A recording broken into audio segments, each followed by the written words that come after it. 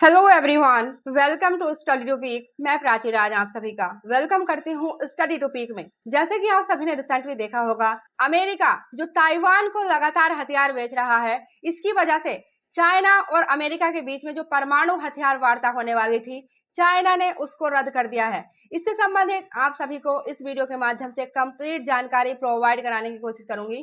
Video के and तक बने रहना। आगे स्टार्ट करते हैं। अगर मैं बात करती हूँ चाइना की, चाइना ने ताइवान के समर्थन के कारण अमेरिका के साथ जो परमाणु हथियार वार्ता होने वाली थी, उसको स्थगित कर दिया है। इस सभी को समझने से पहले चाइना और ताइवान में हमेशा से ही ये क्या लगा रहता है, इसको समझते हैं। आइए स्टार्ट करते हैं। यहाँ पर आप देखते हैं, ये हमारा भारत है और भारत के पड़ोसी देश पाकिस्तान, अफगानिस्तान, नेपाल, भूटान, म्यांमार और बांग्लादेश, और जिनमें से हमारे भारत के पड़ोसी देशों में से एक पड़ोसी देश है चाइना। उत्तर पश्चिमी प्रशांत महासागर में पूर्वी और दक्षिणी चीन सागर के बीच में स्थित है ताइवान। यह है ताइवान की लोकेशन है।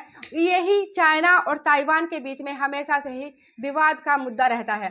ताइवान जो 1950 में ही स्वतंत्र हो जाता है, लेकिन चाइना इसे अपना भूभाग मानता है। ये स्वतंत्र होने के बावजूद भी स्वतंत्र नहीं है, क्योंकि चाइना इसे अपना भूभाग मानता है। और चाइना ने ताइवान के आसपास अपनी सैन्य गतिविधियां में बहुत ज्यादा वृद्धि कर दी है। चाइना के यह सब हरकतें देखकर यूएसए सामने आता है और यूएसए ताइवान की ओर हाथ बढ़ाता है। यूएसए ने ताइवान की सुरक्षा और हथियारों की बिक्री और सैन्य सहयोग सहित अपने समर्थन को बहुत ज्यादा बढ़ावा दिया है ताइवान के लिए। आप सभी अगर देखें, जो चाइना और ताइवान है, ताइवान पर जब चिंग राजवंश का शासन चल रहा था, उस टाइम पर चाइना ने ताइवान को अपने नियंत्रण में ले लिया था। लेकिन 1895 में जब चाइना और जापान का युद्ध होता है, उस टाइम पर चाइना जापान से हार जाता है और ताइवान चला जाता है जापान के नियंत्रण में। आप सभी ने सेकेंड वर्ल्ड वॉर के टाइम पर देखा होगा, जब जापान की बुरी तरह से हार होती है, तो उस टाइम पर चाइना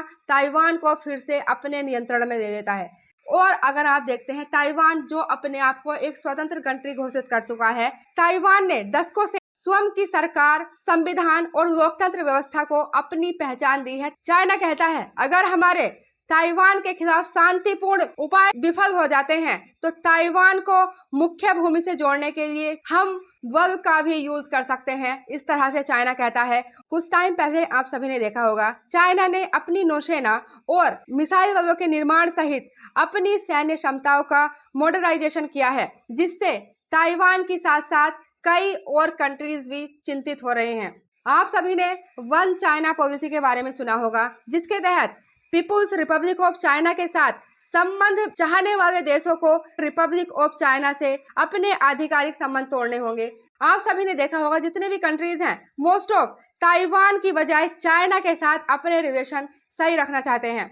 और अब समझते हैं, अमेरिका के द्वारा जो ताइवान को हथियार बेचे जा रहे हैं, जिसकी वजह से चाइना ने अमेरिका के साथ जो परमाणु हथियार वार्ता होने वाली थी, उसको स्थगित कर दिया है। चाइना के द्वारा यूएस पर आरोप लगाया जा रहा है, जो अमेरिका है वो ताइवान को हथियार बेचना जारी रख रहा है। और आप यहाँ पर देखते हैं, इस घोषणा को करते हुए चाइना के विदेश मंत्रालय के प्रवक्ता लिन जियान ने कहा कि जो अमेरिका है, अमेरिका स्वशासित ताइवान को हथियार की बिक्री लगातार कर रहा है।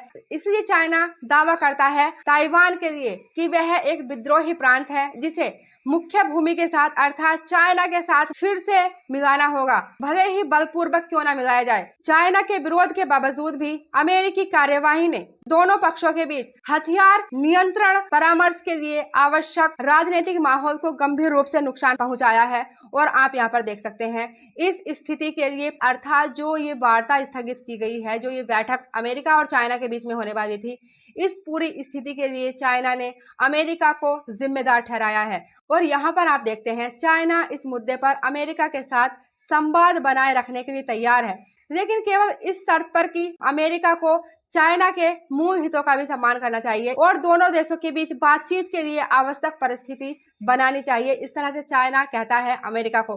आप यहाँ पर देखें, कोविड प्रबंधों के खत्म होने के बाद चाइना और अमेरिका ने 1 साल से भी कम टाइम में पहले हथियार और परमाणु अप्रसार पर अपनी बातचीत फिर से शुरू कर दी थी। और आप यहाँ पर देखते हैं, चीनी विदेश मंत्रालय के अनुसार कहा जाता है, दोनों देश नवंबर 2023 में वाशिंगटन में 4 साल में पहली बैठक की थी, जहां पर दोनों ने सम्मान और विश्वास की शर्तों के तहत इस तरह से संचार को बनाए रखने के महत्व को सहमति व्यक्त करते हैं। ताइवान के अलावा व्यापार, दक्षिणी चीन सागर और प्रौद्योगिकी पर तनाव के कारण भी चाइना ने महत्वपूर्ण वार्ता रद्द कर दी है अमेरिका के साथ। हाल ही के वर्षों में आप सभी ने देखा होगा, अमेरिका ने ताइवान को अपने उच्च तकनीकी वाले हथियारों की बिक्री ताइवान को जारी रखी है और बीजिंग बार बार इन्हीं चीजों को देख करके आपत्ति दिखाता है और इनको अनदेखा करता है, क्योंकि लगातार अमेरिकी प्रशासन ने ताइवान को स्वायत्त स्थिति का समर्थन किया है।